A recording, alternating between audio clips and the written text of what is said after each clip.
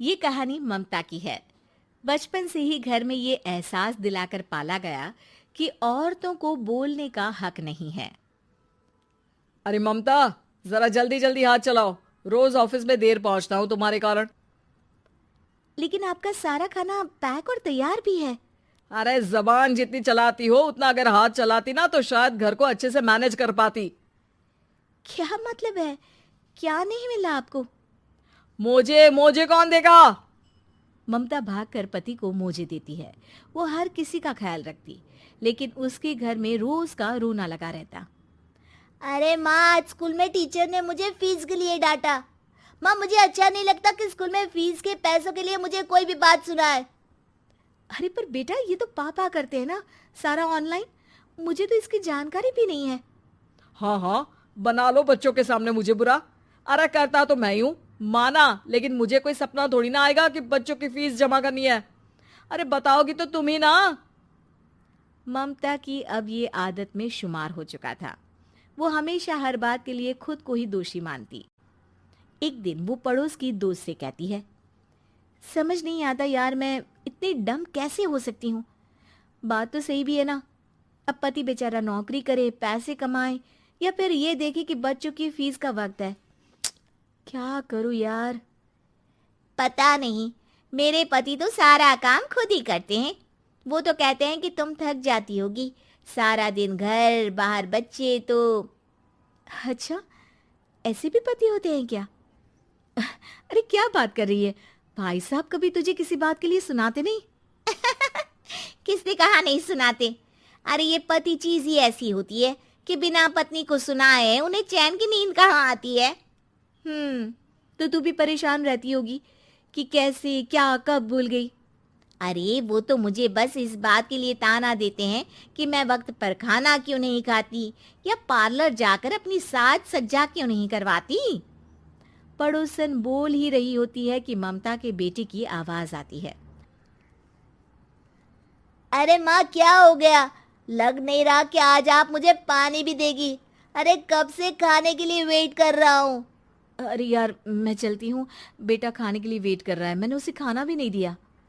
अरे 12वीं में पहुंच चुका है तुम्हारा बेटा, उसे बोलो खुद पानी लिया करे। मैंने तो अपने बच्चों को काम करना सिखाया है। अरे यार, खुद की भी तो कोई लाइफ है। माना जब नहीं कर सकते थे तो किया, लेकिन अब इतने बड़े बच्चों की हर बात मानेंगे तो मुश्किल तो अपने को ही होगी। ममता को पड़ोसन की बात में दम तो लगता है, लेकिन करे क्या, आदत भी तो खुद ही ने डाली थी। ममता घर जाती है कि तभी बेटी आ जाती है। माँ, परसों मुझे एक शादी में जाना है। तेरी वो जो लाल वाली साड़ी है ना, उसे दे देना। मैं आज जाकर टेलर को दे दूंगी, वो उस साड़ी से सूट बना देगा। अरे नहीं नहीं तारा, वो मेरी माँ ने मुझे दी थी और उस साड़ी से मेरी काफ़ी भावनाएं जुड़ी हैं। तुमको ना मैं दूसरी साड़ी दे दूंगी। ओके, कोई बात नहीं, लेकिन आज दे ही देना पक्का। तारा माँ की साड़ी से सूट बनवाकर पार्टी में जाती है, लेकिन जब वो पार्टी से लौटती है, क्या है, मैं तो समझ ही नहीं पा रही हूँ। अरे जब वो साड़ी मांगी थी तो ये छल्ली सी साड़ी क्यों दे दी? मैं ही पागल थी जो इस साड़ी का सूट बनवा लिया मैंने। माँ, जानती भी हो कि कॉलेज में मेरी कितनी हंसी उड़ी। तभी वहां ममता का पति सुनील आ जाता है।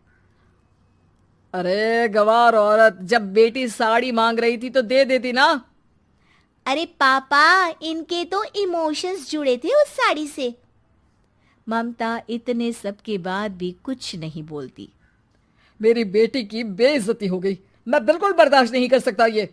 मैं नहीं चाहता कि मेरी बेटी से कोई भी ज्यादा सुंदर लगे पूरे कॉलेज में। जी, वो पढ़ने में तारा बिल्कुल अच्छी नहीं है, उसकी पढ़ाई पर आप ध्यान दीजिए ना। अच्छा, अब तुम मुझे बताओगी कि मुझे किस पर ध्यान देना और किस पर नहीं। रमेश जैसा ही ये वाक्य पूरा करता है, ममता की बेटी और पति उस पर जोर जोर से हंसते हैं। अरे ठीक है ना, पता ही नहीं चला कि कैसे वक्त इतना बीत गया। अरे कैसे पता चलेगा माँ, हम लोगों के पीछे जो तू बैताल की तरह चिपकी रहती थी, तुझे कैसे वक्त का पता चलता। ममता को पहले सास ससुर, फिर पति और बच्चों की तरफ से इस तरीके की बातें सुनकर उसका मन बहुत दुखी रहता था। एक दिन, सुनो ना, बहुत दिनों से कमर के नीचे बहुत दर्द रहता है। कल मैंने देखा तो एक फोड़ा था। अरे ममता, एक बार अपने पति से बात करो, वो तुम्हारा फोड़ा डॉक्टर को दिखा देंगे। अरे नहीं नहीं, वो तो गुस्सा हो जाएंगे। अरे क्यों गुस्सा हो जाएंगे? तुमको दर्द है? हाँ, लेकिन वो यही बोलेंगे कि ऑफिस जाऊं या फिर तुम्हें लेकर डॉक्टर के पास। तो बेटे से ही बात कर ले। अरे वो तो मैं कर लूं, लेकिन फोड़ा है ऐसी जगह कि उसे बताते मुझे शर्म आएगी। लेकिन कुछ ना कुछ तो करना जरूरी है ना। ऐसे कब तक फोड़े के दर्द से तड़पती रहेगी? अब तो सोच रही हूँ कि इनसे बात कर ही लूं, वरना दर्द के मारे कहीं मर ना जाऊं। लेकिन शाम को, ममता, क्या किया तुमने आज? खाने के डिब्बे में कैसा खाना दिया था? दाल खराब हो गई थी। कब की थी? दाल तो मैंने सुबह ही बनाई थी, खराब कैसे हो गई? अच्छा सुनिए ना, मुझे कहना है कि अरे गरम दाल बंद करोगी तो ऐसा ही होगा ना। बेइज्जती हो गई सबके सामने मेरी। ऑफिस वालों ने ऐसा मजाक उड़ाया कि क्या बोलूं। कल से ठीक से खाना देना है तो देना, वरना खाना देना बंद कर देना। बाहर खा लूंगा मैं। ममता, जो पति से अपनी परेशानी बताने वाली थी, वो अब ये सोचने लगती है कि कल से पति को खाने में क्या दे। अगले दिन ममता थकी थकी सी हालत में, आप लोगों के लिए नाश्ता बना दिया है, खाना बनाने की हिम्मत नहीं है आज तो। रात भर सोकर थक गई है ना, इसीलिए तो खाना नहीं बना सकती। हिम्मत नहीं हो रही है, मैं बस सोने जा रही हूँ। बस मैडम को सोने का बोल दो, फिर देखो कैसे सोती रहती है। माँ, फिर वही पराठा सब्जी। अरे हमारे साथ के दोस्त एक से बढ़कर एक नाश्ता खाना लेकर आते हैं, आप तो बस। सभी घर से निकल जाते हैं, लेकिन जब शाम को बेटा घर आता है तो घर में अंधेरा रहता है। बेटा लाइट चलाता है। क्या माँ, तुम्हारा भी जवाब नहीं है बिजली का बिल बचाने के लिए? वो बोल ही रहा होता है कि सामने माँ जमीन पर लेटी मिलती है। वो उसके पास जाता है। अरे माँ, क्या हो गया माँ? तभी वहां पड़ोसन आती है। अरे बेटा, तुम्हारी माँ के पैर के पास एक फोड़ा है, जिसके कारण ये लगातार कमजोर होती जा रही थी। मैंने उसे पहले ही कहा था कि घर में बता दो, लेकिन तुम्हारी माँ किसी को तंग करना नहीं चाहती थी। तभी वहां डॉक्टर आ जाता है। अरे इनके ऑर्गन में दिक्कत है, कोई बात है जो इनके मन में खटक रही है। अरे नहीं नहीं, इसके मन में कोई बात नहीं है, कोई काम है नहीं ना इसके पास, सारा दिन बस घर में ही रहती है। देखिए, मैं तो ये नहीं जानता, लेकिन हाँ, इनके मन में हमेशा कोई बात रह जाती होगी, इसीलिए उनकी ये हालत है। अगर आप समय से नहीं ले आते तो हो सकता था कि। अरे नहीं नहीं डॉक्टर साहब, हम पूरी कोशिश करेंगे कि वो ठीक हो जाए। हम लोगों ने अपनी ही परेशानी माँ के सामने रखी, लेकिन किसी ने माँ की दिक्कत को जानने की कोशिश तक नहीं की। हाँ, मैंने भी ममता को हमेशा घरेलू जरूरत से ज्यादा काम का नहीं सोचा था। ममता को होश आता है और वो खुद को अपने बेडरूम में देखती है। वो उठने की कोशिश करती है कि माँ, अब आप नहीं उठेंगी, हम लोग है ना, हम लोग आपको पूरी तरह से खुश रखने की कोशिश करेंगे।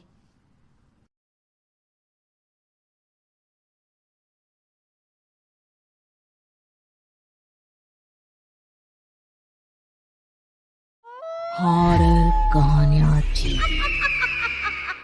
शब्द, तुझे भरोसा नहीं ना, तो फिर जा अपने कमरे में जाकर देख। तेरे पलंग के नीचे तुझे तेरी माँ की हड्डियां मिलेंगी। प्रभात दौड़कर अपने कमरे में जाता है और अपने पलंग के नीचे देखता है। वहां पर सचमुच एक कंकाल पड़ा हुआ था और उसके शरीर पर जो कपड़े थे वो प्रभात की माँ के थे। क्या बात है, आज तो आप सुबह से ही बहुत बिजी हैं। ऐसा क्या लिख रहे हैं? बस एक फैमिली की कहानी लिख रहा था। जैसे हमारी फैमिली है ना, तुम, माँ और मैं, लेकिन थोड़े अलग तरीके से, क्योंकि ये कहानी हॉरर है और इसमें जो आदमी है ना, मैंने उसकी बीवी को मार दिया है। मतलब कहानी में ऐसा लिखा है। और जानती हो, उसके बाद जो बीवी है ना, वो एक बुरी आत्मा बन जाती है। क्या बेटा, इस तरह की डरावनी कहानियां क्यों लिखता है तू? जानता है ना, हम जो सोचते हैं, जो लिखते हैं, हमारा दिमाग पूरा दिन वैसा ही होता रहता है। माँ, परेशान होने वाली क्या बात है? राइटर हूँ मैं, मेरा तो काम है कहानियां लिखना। और वैसे भी ये सिर्फ एक कहानी है माँ, कोई सच नहीं है। उसके बाद कुछ दिन बीत जाते हैं। एक रात प्रभात को अपने ऑफिस से लौटने में देरी हो जाती है।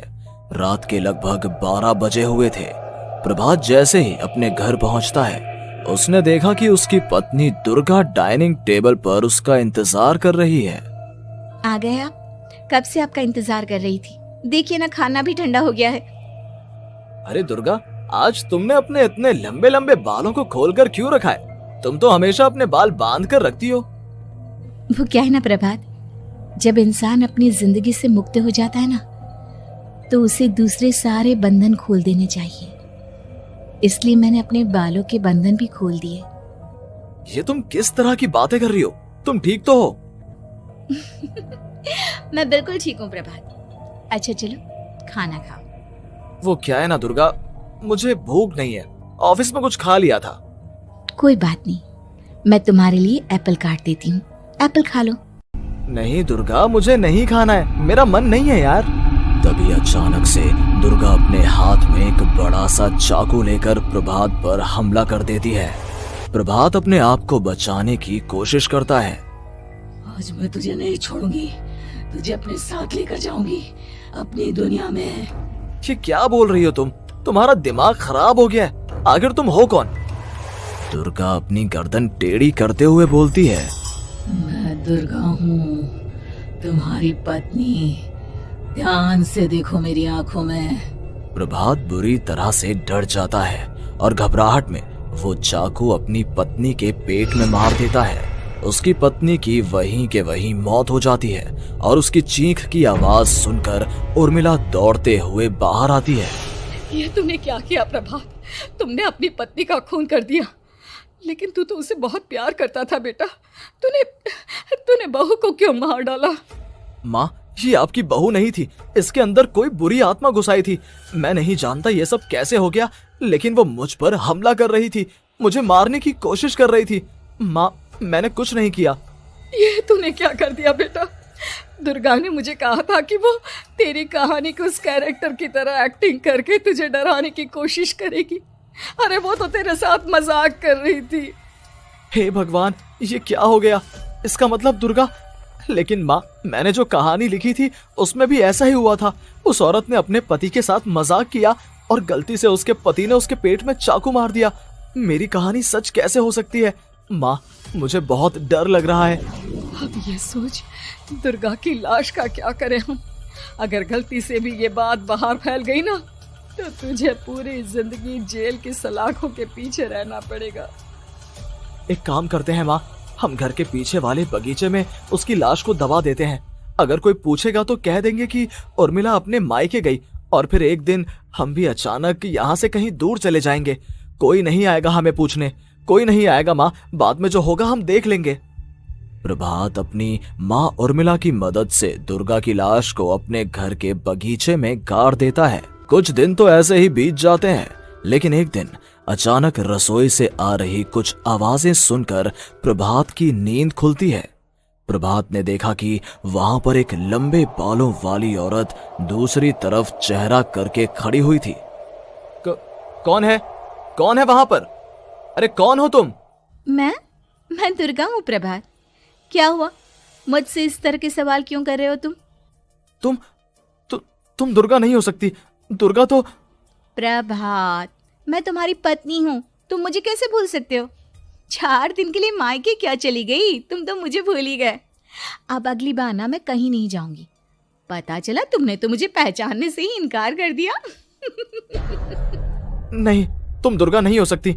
तुम दुर्गा हो ही नहीं सकती। मैं जानता हूँ ये सब क्या हो रहा है।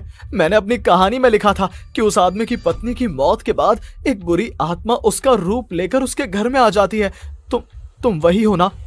और अचानक से खूबसूरत दुर्गा का चेहरा काला पड़ जाता है। उसकी आंखें लाल हो जाती हैं और पूरे शरीर पर बाल, लंबे नुकीले नाखून, उसके दोनों पैर उल्टे हो जाते हैं और बेहद डरावनी आवाज में वो चिल्लाकर कहती है, बुरी आत्मा, मेरा खून करके मुझे अपने ही घर में गाड़ कर तू मुझे बुरी आत्मा कह रहा है? मैं तुझे छोड़ूंगी नहीं। और अचानक से प्रभात के घर में बेहद डरावनी आवाजें गूंजने लगती हैं। घर में चारों तरफ बहुत सारी बुरी आत्माएं नजर आने लगती हैं। प्रभात घबरा कर अपनी माँ को आवाज देता है, माँ कहाँ है आप? जल्दी आइए माँ, देखिए ना ये सब क्या हो रहा है। प्रभात ने देखा कि अचानक से उसकी माँ कमरे से दौड़ कर आती है। क्या हुआ प्रभात? और ये लोग कौन है? इन सब की गर्दन टेढ़ी क्यों है? इनके बाल खुले हुए। प्रभात, ये सब लोग तो मुझे मरे हुए नजर आ रहे हैं। हाँ माँ, ये सब लोग मरे हुए ही हैं और ये ठीक वैसा ही हो रहा है जैसा मेरी कहानी में हुआ था। लेकिन मेरी कहानी के हिसाब से तो आप भी। अचानक से उर्मिला का रूप बदल जाता है। वो भी एक डरावने साए की तरह बन जाती है और बेहद डरावनी आवाज में चिल्ला चिल्ला कर कहती है, मर गई तेरी माँ। जानता है, कल रात जब तू सो रहा था ना, तो मैंने उसके शरीर का सारा खून पी लिया। अब बस हड्डियां बची है उसके शरीर में। नहीं, ऐसा नहीं हो सकता, ऐसा बिल्कुल नहीं हो सकता। मेरी माँ नहीं मर सकती। तुझे भरोसा नहीं ना, तो फिर जा अपने कमरे में जाकर देख। तेरे पलंग के नीचे तुझे तेरी माँ की हड्डियां मिलेंगी। प्रभात दौड़कर अपने कमरे में जाता है और अपने पलंग के नीचे देखता है। वहां पर सचमुच एक कंकाल पड़ा हुआ था और उसके शरीर पर जो कपड़े थे वो प्रभात की माँ के थे। माँ, अब मुझे कुछ करना पड़ेगा। लेकिन मेरी कहानी में लिखा था कि माँ की मौत मेरे हाथों से होगी, पर माँ तो पहले ही मर चुकी है और वो बुरी आत्मा मुझे भी मार देगी। नहीं नहीं, इससे पहले कि वो मुझे कुछ करे, मुझे उसका काम खत्म करना होगा। प्रभात अपने हाथ में बड़ा सा चाकू लेकर उस बुरी आत्मा पर हमला कर देता है जिसने प्रभात की माँ का रूप लिया हुआ था, और अगले ही पल वो नीचे गिर जाती है और उसके शरीर से खून बहने लगता है। ऐसा नहीं हो सकता, एक बुरी आत्मा के शरीर में तो खून होता ही नहीं है। तो क्या सच में मैंने अपनी माँ को मार दिया? लेकिन अभी कुछ देर पहले तो फिर वो कंकाल किसका है? और ये कौन है? मैं पागल हो जाऊंगा। और अपनी माँ की लाश, इसका मैं क्या करूं? लोग पूछेंगे तो मैं क्या जवाब दूंगा? तभी वहां पर दुर्गा का रूप लेकर जो आत्मा थी उसने प्रभात से कहा, गाड़ दे अपनी माँ को ले जाकर उसी जगह जहाँ तूने मेरा खून करके मुझे गाड़ दिया था। जा, चला जा। घबराया हुआ प्रभात पागलों की तरह अपनी माँ की लाश को लेकर बगीचे में गाड़ देता है। प्रभात की हालत पागलों जैसी हो जाती है। वो अपने आप को अपने घर में बंद कर लेता है। कहानी के हिसाब से तो आगे ये हुआ था कि कहानी लिखने वाले ने उन बुरी आत्माओं से डरकर आत्महत्या कर ली थी। तो क्या मैं भी मर जाऊंगा? क्या मैं भी आत्महत्या कर लूंगा? एक काम करता हूँ, मैं अपनी कहानी का अंत बदल देता हूँ। हाँ, ये मैंने पहले क्यों नहीं सोचा। मैं लिख दूंगा कि कहानी को लिखने वाला आत्महत्या नहीं करता, बल्कि कहीं दूर जाकर नए सिरे से अपनी जिंदगी शुरू करता है। यही सोचकर प्रभात ने अपनी लिखी हुई कहानी को बाहर निकाला और उसे पढ़ना शुरू किया। ये देखकर वो हैरान रह गया कि कहानी का क्लाइमैक्स तो किसी ने पहले ही बदल दिया था। ये क्या? इसमें तो लिखा हुआ है कि आखिर में उस लेखक की पत्नी और माँ दोनों बगीचे में जिंदा दफन थे। बुरी आत्माओं ने उनको कैद करके रखा था और वो लेखक अपनी माँ और पत्नी दोनों को जिंदा बाहर निकाल लेता है। लेकिन ये सब लिख किसने दिया? प्रभात दौड़कर बगीचे में जाता है और वहां पर खुदाई करना शुरू कर देता है। प्रभात देखता है कि वहां पर लकड़ी के 2 बड़े संदूक हैं और उनके अंदर से आवाजें आ रही हैं। प्रभात बचा लो मुझे। अगर थोड़ी देर और हो गई तो वो मुझे छोड़ेगी नहीं। बेटा देखो, मैं इस बक्से के अंदर बंद हूँ। प्लीज मुझे बाहर निकालो। वो बुरी आत्मा किसी भी वक्त मुझे मार डालेगी। प्रभात वो दोनों बक्से बाहर निकालता है और अपनी पत्नी और माँ दोनों को आजाद करवा लेता है। लेकिन तभी वहां पर अचानक से एक बेहद डरावनी और खौफनाक दिखने वाली औरत आ जाती है। तुझे क्या लगा था इतनी आसानी से अपनी पत्नी और माँ को बचा लेगा? बस 5 मिनट और उसके बाद अमावस का चांद आसमान में आने ही वाला है। लेकिन तूने इन दोनों को बाहर निकाल लिया। अब तुझे मरना होगा। नहीं, मैं जानता हूँ मैं नहीं मरूंगा और अब आगे क्या करना है ये भी मुझे पता है। प्रभात, ये बहुत खतरनाक है, हमें मार डालेगी। प्रभात, चलो यहाँ से। नहीं दुर्गा, अब मुझे अच्छी तरह से पता चल चुका है कि इस बुरी आत्मा से हम कैसे पीछा छुड़वा सकते हैं। और इतना कहकर प्रभात अपने हाथ में पकड़ी हुई सिंदूर की थैली उस बुरी आत्मा के ऊपर उछाल देता है। कुछ ही देर में वो जमीन पर गिरकर राख में बदल जाती है। ये सब क्या हो रहा था बेटा? ये सब तुम्हारी लिखी हुई इस कहानी की वजह से हुआ है ना? नहीं माँ, पहले मुझे भी ऐसा ही लगा, लेकिन बाद में पता चला कि बरसों पहले हमारे इस बगीचे की जमीन के अंदर किसी को जिंदा गाड़ दिया गया था और बस उसी औरत की आत्मा हमें परेशान कर रही थी। उसी ने मेरे शब्दों में जान डालकर उस कहानी को जिंदा कर दिया था। मुझे माफ कर दो प्रभात, मैंने आपकी कहानी के साथ छेड़छाड़ की थी और उसे बदल दिया था। माफी मांगने की जरूरत नहीं है दुर्गा, तुम्हारे उस बदलाव की वजह से ही आज हम सब जिंदा हैं, क्योंकि आखिर में कहानी में वो हुआ जो तुमने लिखा था।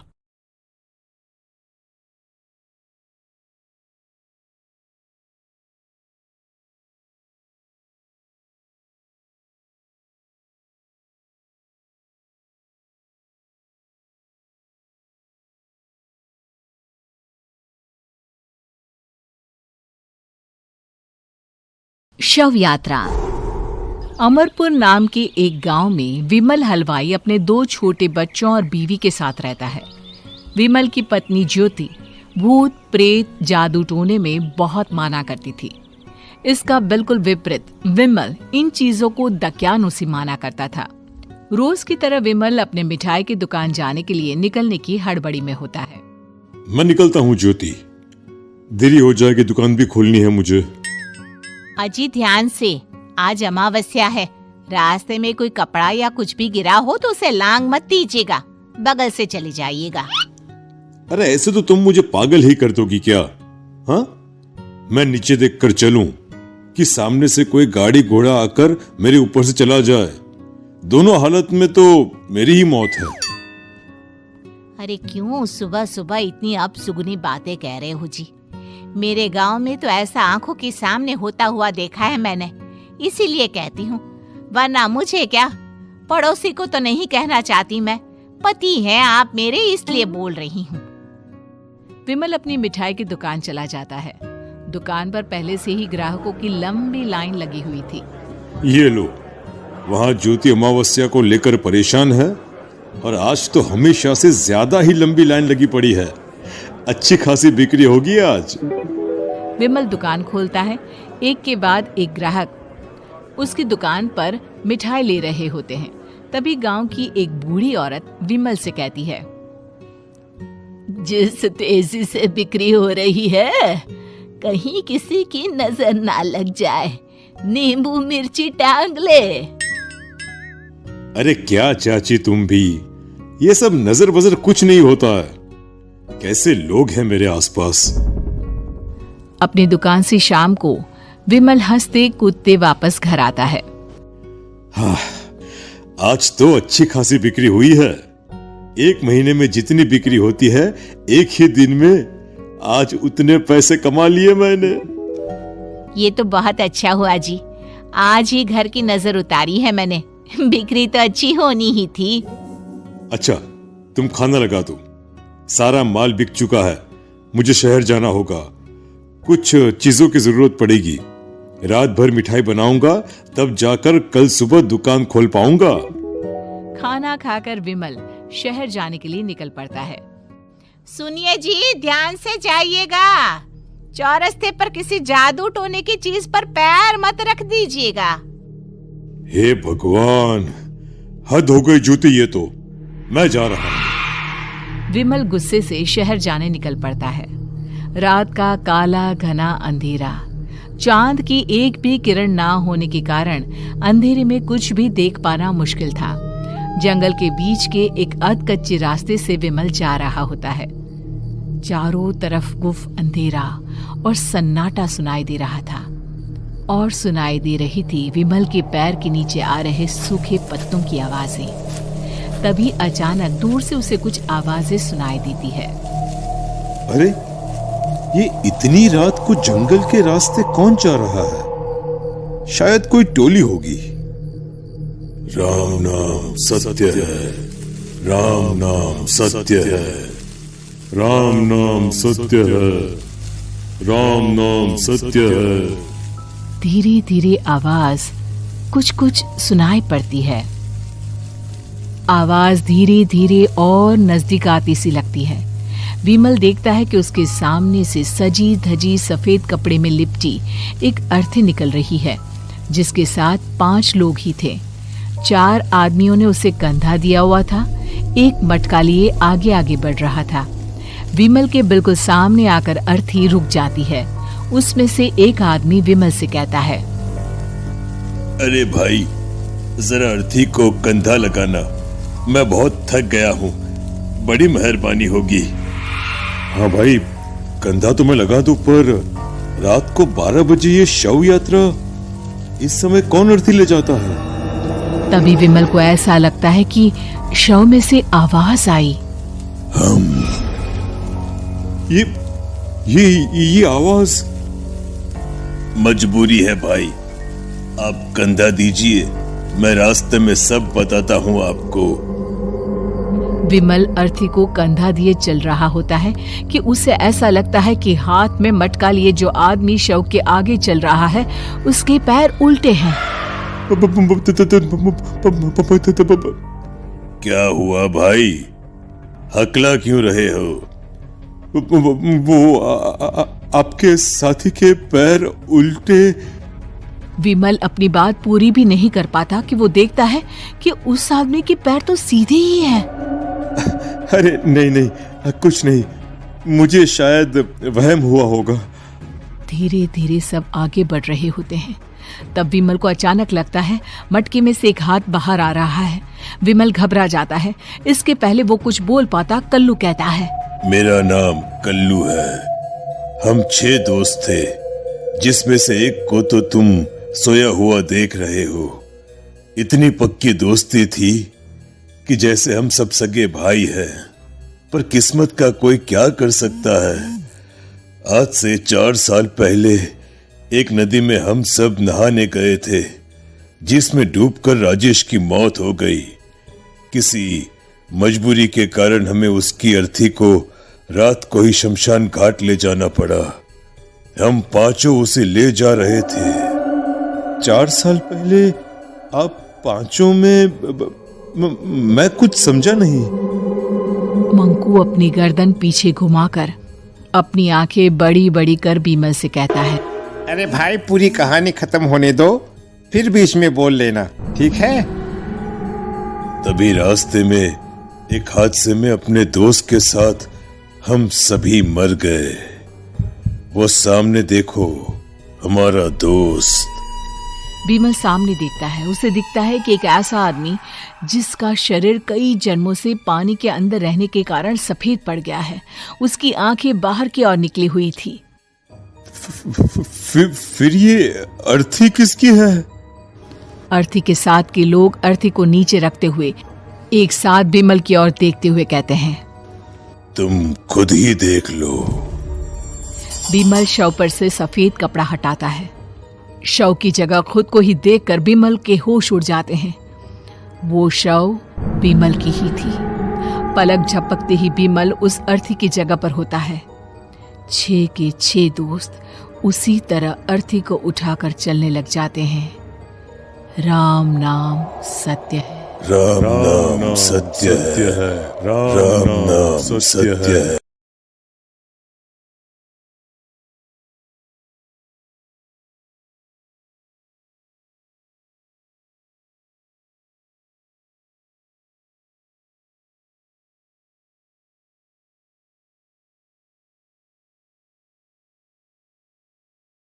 हॉरर कहानियां थी। शब्द, तुझे भरोसा नहीं ना, तो फिर जा अपने कमरे में जाकर देख। तेरे पलंग के नीचे तुझे तेरी माँ की हड्डियां मिलेंगी। प्रभात दौड़कर अपने कमरे में जाता है और अपने पलंग के नीचे देखता है। वहां पर सचमुच एक कंकाल पड़ा हुआ था और उसके शरीर पर जो कपड़े थे वो प्रभात की माँ के थे। क्या बात है, आज तो आप सुबह से ही बहुत बिजी हैं। ऐसा क्या लिख रहे हैं? बस एक फैमिली की कहानी लिख रहा था। जैसे हमारी फैमिली है ना, तुम, माँ और मैं, लेकिन थोड़े अलग तरीके से, क्योंकि ये कहानी हॉरर है और इसमें जो आदमी है ना, मैंने उसकी बीवी को मार दिया है। मतलब कहानी में ऐसा लिखा है। और जानती हो, उसके बाद जो बीवी है ना, वो एक बुरी आत्मा बन जाती है। क्या बेटा, इस तरह की डरावनी कहानियां क्यों लिखता है तू? जानता है ना, हम जो सोचते हैं, जो लिखते हैं, हमारा दिमाग पूरा दिन वैसा ही होता रहता है। माँ, परेशान होने वाली क्या बात है? राइटर हूँ मैं, मेरा तो काम है कहानियां लिखना। और वैसे भी ये सिर्फ एक कहानी है माँ, कोई सच नहीं है। उसके बाद कुछ दिन बीत जाते हैं। एक रात प्रभात को अपने ऑफिस से लौटने में देरी हो जाती है। रात के लगभग 12 बजे हुए थे। प्रभात जैसे ही अपने घर पहुंचता है, उसने देखा कि उसकी पत्नी दुर्गा डाइनिंग टेबल पर उसका इंतजार कर रही है। आ गए आप? कब से आपका इंतजार कर रही थी। देखिए ना, खाना भी ठंडा हो गया है। अरे दुर्गा, आज तुमने अपने इतने लंबे लंबे बालों को खोलकर क्यों रखा है? तुम तो हमेशा अपने बाल बांध कर रखती हो। वो क्या है ना प्रभात, जब इंसान अपनी जिंदगी से मुक्त हो जाता है ना, तो उसे दूसरे सारे बंधन खोल देने चाहिए। इसलिए मैंने अपने बालों के बंधन भी खोल दिए। ये तुम किस तरह की बातें कर रही हो? तुम ठीक तो हो? मैं बिल्कुल ठीक हूँ प्रभात। अच्छा चलो खाना खाओ। वो क्या है ना दुर्गा, मुझे भूख नहीं है, ऑफिस में कुछ खा लिया था। कोई बात नहीं, मैं तुम्हारे लिए एप्पल काट देती हूँ, एप्पल खा लो। नहीं दुर्गा, मुझे नहीं खाना है, मेरा मन नहीं है यार।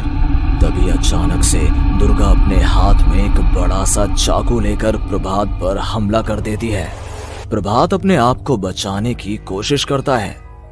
आज मैं तुझे नहीं छोड़ूंगी, तुझे अपने साथ लेकर जाऊंगी अपनी दुनिया में। ये क्या बोल रही हो तुम? तुम्हारा दिमाग खराब हो गया है। आखिर तुम हो कौन? दुर्गा अपनी गर्दन टेढ़ी करते हुए बोलती है, मैं दुर्गा हूँ, तुम्हारी पत्नी। ध्यान से देखो मेरी आंखों में। प्रभात बुरी तरह से डर जाता है और घबराहट में वो चाकू अपनी पत्नी के पेट में मार देता है। उसकी पत्नी की वहीं के वहीं मौत हो जाती है और उसकी चीख की आवाज सुनकर उर्मिला दौड़ते हुए बाहर आती है। ये तुमने क्या किया प्रभात? तुमने अपनी पत्नी का खून कर दिया, लेकिन तू तो उसे बहुत प्यार करता था बेटा। तूने बहू को क्यों मार डाला? माँ, ये आपकी बहू नहीं थी, इसके अंदर कोई बुरी आत्मा घुसाई थी। मैं नहीं जानता ये सब कैसे हो गया, लेकिन वो मुझ पर हमला कर रही थी, मुझे मारने की कोशिश कर रही थी। माँ, मैंने कुछ नहीं किया। ये तूने क्या कर दिया बेटा? दुर्गा ने मुझे कहा था कि वो तेरी कहानी को उस कैरेक्टर की तरह एक्टिंग करके तुझे डराने की कोशिश करेगी। अरे वो तो तेरे साथ मजाक कर रही थी। हे भगवान, ये क्या हो गया? इसका मतलब दुर्गा। लेकिन माँ, मैंने जो कहानी लिखी थी उसमें भी ऐसा ही हुआ था। उस औरत ने अपने पति के साथ मजाक किया और गलती से उसके पति ने उसके पेट में चाकू मार दिया। मेरी कहानी सच कैसे हो सकती है? माँ, मुझे बहुत डर लग रहा है। अब ये सोच, दुर्गा की लाश का क्या करें हम? अगर गलती से भी ये बात बाहर फैल गई ना, तो तुझे पूरी जिंदगी जेल की सलाखों के पीछे रहना पड़ेगा। एक काम करते हैं माँ, हम घर के पीछे वाले बगीचे में उसकी लाश को दबा देते हैं। अगर कोई पूछेगा तो कह देंगे कि उर्मिला अपने मायके गई और फिर एक दिन हम भी अचानक यहाँ से कहीं दूर चले जाएंगे। कोई नहीं आएगा हमें पूछने, कोई नहीं आएगा माँ, बाद में जो होगा हम देख लेंगे।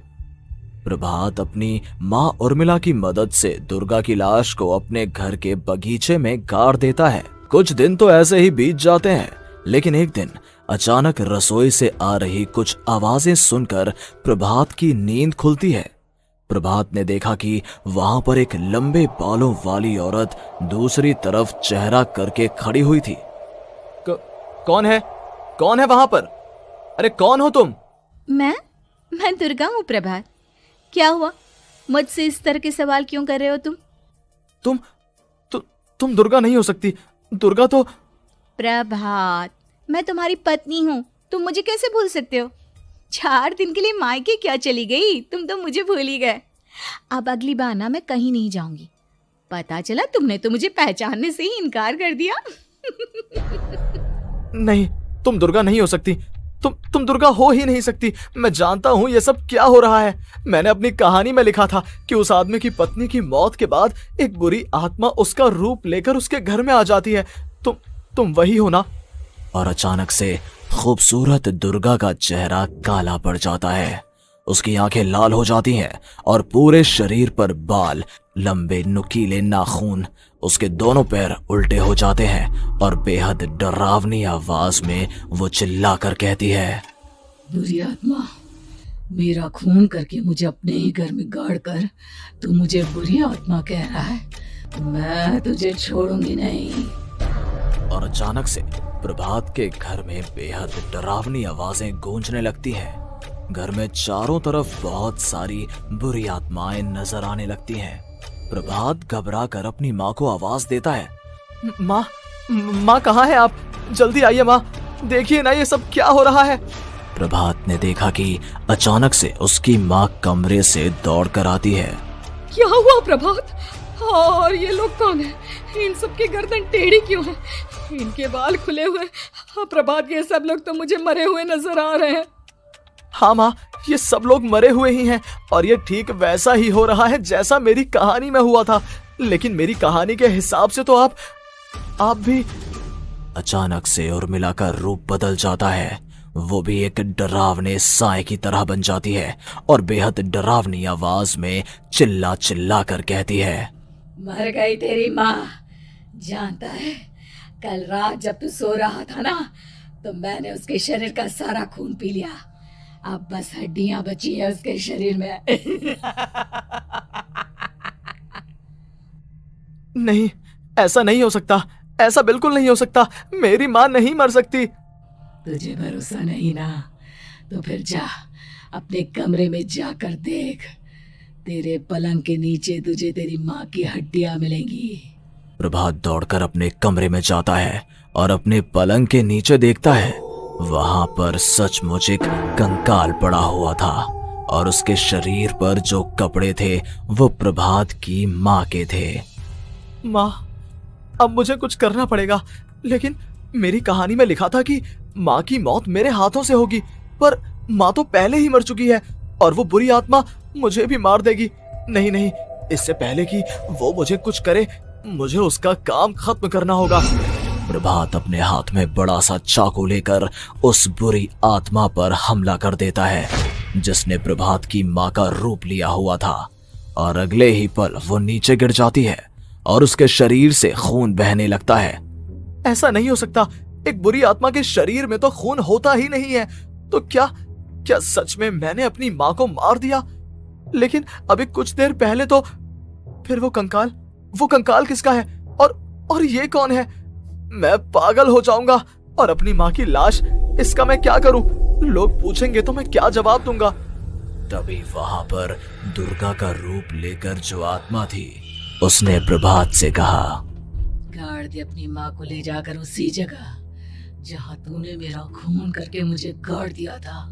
जा, चला जा।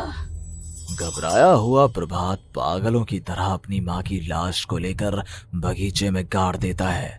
प्रभात की हालत पागलों जैसी हो जाती है। वो अपने आप को अपने घर में बंद कर लेता है। कहानी के हिसाब से तो आगे ये हुआ था कि कहानी लिखने वाले ने उन बुरी आत्माओं से डरकर आत्महत्या कर ली थी। तो क्या मैं भी मर जाऊंगा? क्या मैं भी आत्महत्या कर लूंगा? एक काम करता हूँ, मैं अपनी कहानी का अंत बदल देता हूँ। हाँ, ये मैंने पहले क्यों नहीं सोचा। मैं लिख दूंगा कि कहानी को लिखने वाला आत्महत्या नहीं करता, बल्कि कहीं दूर जाकर नए सिरे से अपनी जिंदगी शुरू करता है। यही सोचकर प्रभात ने अपनी लिखी हुई कहानी को बाहर निकाला और उसे पढ़ना शुरू किया। ये देखकर वो हैरान रह गया कि कहानी का क्लाइमैक्स तो किसी ने पहले ही बदल दिया था। ये क्या? इसमें तो लिखा हुआ है कि आखिर में उस लेखक की पत्नी और माँ दोनों बगीचे में जिंदा दफन थे। बुरी आत्माओं ने उनको कैद करके रखा था और वो लेखक अपनी माँ और पत्नी दोनों को जिंदा बाहर निकाल लेता है। लेकिन ये सब लिख किसने दिया? प्रभात दौड़कर बगीचे में जाता है और वहां पर खुदाई करना शुरू कर देता है। प्रभात देखता है कि वहां पर लकड़ी के 2 बड़े संदूक हैं और उनके अंदर से आवाजें आ रही हैं। प्रभात बचा लो मुझे। अगर थोड़ी देर और हो गई तो वो मुझे छोड़ेगी नहीं। बेटा देखो, मैं इस बक्से के अंदर बंद हूँ, प्लीज मुझे बाहर निकालो। वो बुरी आत्मा किसी भी वक्त मुझे मार डालेगी। प्रभात वो दोनों बक्से बाहर निकालता है और अपनी पत्नी और माँ दोनों को आजाद करवा लेता है। लेकिन तभी वहां पर अचानक से एक बेहद डरावनी और खौफनाक दिखने वाली औरत आ जाती है। तुझे क्या लगा था इतनी आसानी से अपनी पत्नी और माँ को बचा लेगा? बस 5 मिनट और उसके बाद अमावस का चांद आसमान में आने ही वाला है। लेकिन तूने इन दोनों को बाहर निकाल लिया, अब तुझे मरना होगा। नहीं, मैं जानता हूँ मैं नहीं मरूंगा, और अब आगे क्या करना है ये भी मुझे पता है। प्रभात, ये बहुत खतरनाक है, हमें मार डालेगी प्रभात, चलो यहाँ से। नहीं दुर्गा, अब मुझे अच्छी तरह से पता चल चुका है कि इस बुरी आत्मा से हम कैसे पीछा छुड़वा सकते हैं।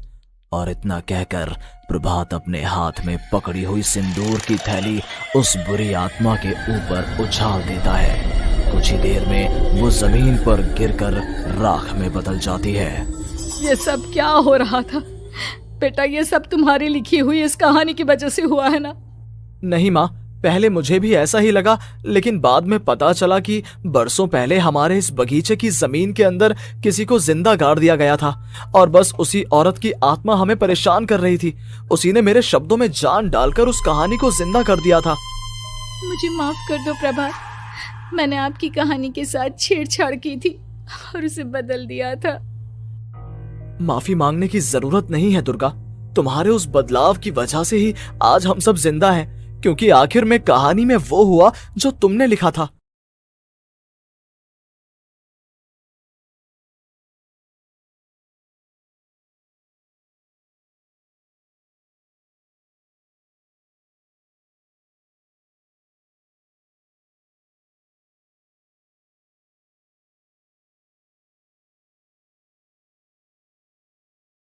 बहू और बुलेट घर के बाहर फट फट फट की जोर से आवाज हुई। सीमा को लगा कि पटाखे फूट रहे हैं।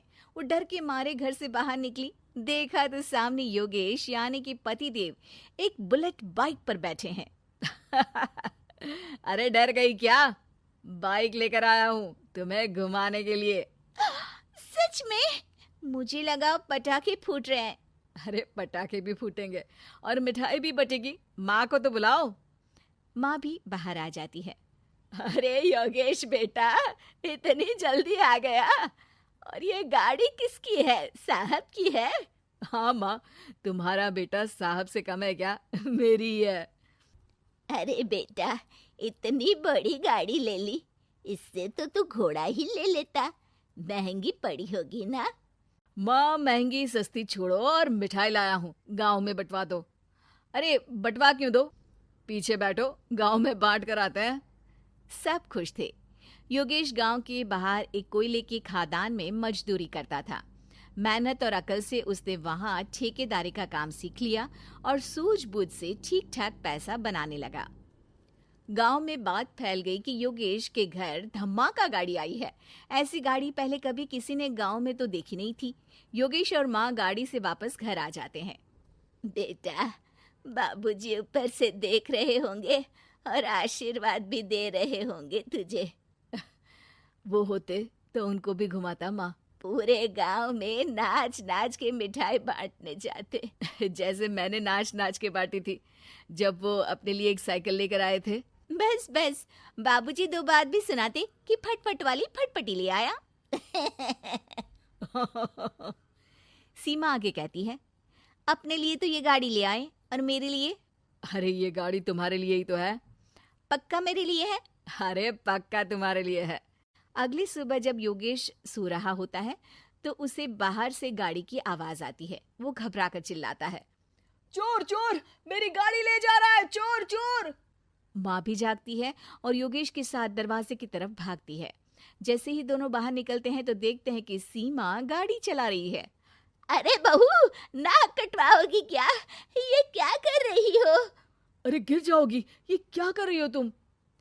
सीमा गाड़ी को रोक कर कहती है, सारे गांव में घुमा लाई, कहीं नहीं गिरी। क्या? सारे गांव में घुमा लाई? अरे लोग क्या कहेंगे बहू, सोचा क्या एक बार? यही कहेंगे कि कितनी अच्छी गाड़ी है। अरे तुम्हारे बारे में। हाँ, कहेंगे ना कि देखो कितनी अच्छी गाड़ी पर बैठी है। बहू गाड़ी रखकर योगेश और सासू माँ के पास जाती है। तुमने कब गाड़ी चलाना सीखा? हमारे बाबूजी के पास पुरानी स्कूटर थी, सीख ली। फिर स्कूल में एक मास्टर जी भी ऐसी ही गाड़ी लेकर आते थे, उन्होंने सिखा दी। हाँ, स्कूल के मास्टर आजकल यही सब तो सिखा रहे हैं। पढ़ाई का कुछ सिखाते तो कुछ भला होता। अरे बहू, अब गाड़ी मत चलाना। हमारे परिवार में कभी किसी औरत ने पीछे से आगे की सीट पे आने की हिम्मत नहीं की है। तुम भी मत करना, समझी? जी, समझ गई माँ जी।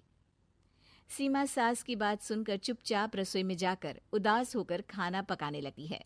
सास सुबह सुबह मंदिर से पूजा करके लौट रही होती है, तभी उसे दो औरतें रोक लेती हैं और कहती हैं, अरे बहू को थोड़े अच्छे लक्षण भी सिखा दो। गाड़ी चलाने निकली थी, गांव की मर्यादा का कोई ख्याल नहीं है। वही तो, अरे पैसे आने लगे हैं तो क्या मतलब कि किसी रीति रिवाज को नहीं मानोगे? अरे समाज में रहना है तो समाज के ढंग से ही रहना पड़ता है। अरे लाज भी नहीं आई बहू को? चूल्हे चौके से निकलकर सीधे गाड़ी लेकर चौराहे चबूतरे नाप लिए, फट फट फट करते हुए। अरे कुछ कह देना उसे। अरे ये क्या कहेगी, बूढ़ी सास है, इनकी थोड़ी ना चलती होगी घर में। हाँ, बहू की ही चलती होगी, मर्जी भी और गाड़ी भी। सास सब सुनकर घर आती है और बहू को चिल्ला के बुलाती है, अरे नाक कटवा दी सबके सामने गाड़ी चलाकर। औरत जात गाड़ी नहीं चलाती। शहरों में तो 4 पहियों वाली गाड़ी भी चलाती हैं और हेलीकॉप्टर, हवाई जहाज भी। शहर में थोड़ी ना रहती हो मैडम साहिबा। आज के बाद गाड़ी से ही नहीं, यूं भी निकलना बंद तुम्हारा घर से। माँ सही कह रही है, कहीं भी जाना हो तो मुझे बता देना, मैं लेकर चलूंगा। आज माँ को तुम्हारे कारण कितनी बातें सुननी पड़ी। इतना कहते हुए योगेश वहां से चला जाता है। बारिश की वजह से कारखाने के रोड पर कीचड़ रहता है, इसीलिए योगेश गाड़ी घर रख कर जाता है और किसी से लिफ्ट लेकर कारखाने पहुंचता है ताकि नई गाड़ी गंदी ना हो। लेकिन शाम को इतनी तेज बारिश होती है कि उसे वापस आने का कोई साधन ही नहीं मिलता। बारिश बढ़ती जाती है, रात के 11 बज जाते हैं। रास्ते में एक नदी का ब्रिज है, अगर उस पर पानी आ गया तो योगेश कारखाने में ही फंस जाएगा। पूरी रात भूखे प्यासे बितानी पड़ेगी। घना अंधेरा, बिजली की कड़कड़ाहट और तेज बारिश। राजेश डर भी रहा था, ठंड से कांप भी रहा था। तभी उसे रोड से आती हुई एक रोशनी दिखती है। वो देखता है कि उसके सामने एक बाइक आकर खड़ी हुई है। वो ऊपर वाले को धन्यवाद देकर उस बाइक वाले आदमी की तरफ बढ़ता है, पर पास जाकर देखता है तो भौचक्का रह जाता है। सीमा, तुम यहाँ इतनी बारिश में गाड़ी पर? पहले बैठो तो, नदी ब्रिज पे आ जाएगी तो जाना मुश्किल हो जाएगा। योगेश गाड़ी के पीछे बैठता है। सीमा गाड़ी चला रही है। मैंने तो तुमको पहचाना ही नहीं। गाड़ी की आवाज तो पहचानी होगी ना? अरे पर मुझे नहीं पता था कि तुम आओगी। अच्छा किया कि तुम आ गई। माँ नहीं आने दे रही थी, पर हमेशा पति पत्नी की रक्षा थोड़ी ना करेगा, पत्नी को भी तो करनी चाहिए। योगेश को सुबह अपने किए पर पछतावा होता है। उसकी आंख में आंसू आ गए जो बारिश की बूंदों में बह गए थे। उसके बाद सीमा को सास ने और योगेश ने खुशी खुशी समाज की सीमा लांघने की मंजूरी दे दी। अब वो जहां भी जाती फट फट फट गाड़ी पे ही जाती।